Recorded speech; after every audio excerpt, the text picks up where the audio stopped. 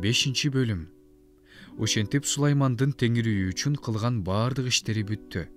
Сулайман атасы Дөөттүн Кудайга арнаган алтын, күмүш жана асыл буюмдарынын баарын Кудай үйүнүн казынасына берди.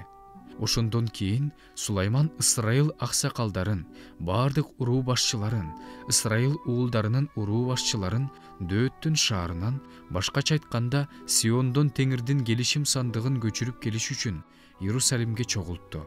7-айда болгон бул майрамда баардык ысрайылдыктар падышанын алдына чогулуп келишти. Ысрайылдын баардык аксакалдары келишти. Лебилер келишим сандыгын көтөрүштү. Келишим сандыгын, жыйын чатырын, андагы баардык ыйык буюмдарды ыйык кызмат кылуучулар менен лебилер көтөрүп жөнөштү. Сулайман падыша жана ага келген бүткүл Ысрайыл жамааты келишим сандыгынын алдында курмандыкка сан жеткис койлорду, букачарларды чалышты. Алардын көптүгүнөн санын тактоого мүмкүн эмес эле. Ыйык кызмат кылуучулар Теңирдин келишим сандыгын ибадатканадагы өзүнүн ордуна, ыйыктын ыйык бөлмөсүнө керуптардын канаттарынын астына көтөрүп келип коюшту.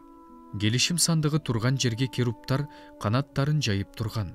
Алар келишим сандыгы менен анын шыргыйларын үстүнөн жаап турган.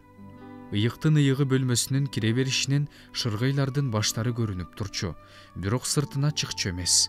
Алар ушул күнгө чейин ошол жерде турат.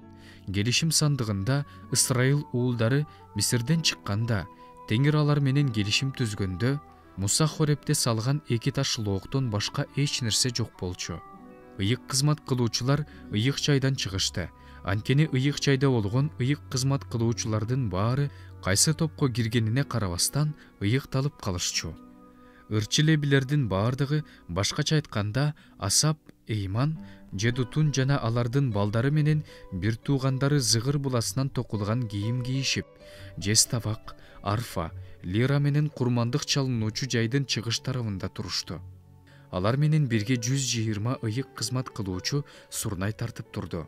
Сурнайчылар менен ырчылар бир кишидей болуп, Теңирди мактап, даңтап жатышты. Алар сурнай тартып, жез табак кагып, музыкалык аспаптарда ойноп, Теңирди ал ырайымдуу, анын ырайымы түбөлүктүү деп даңташты.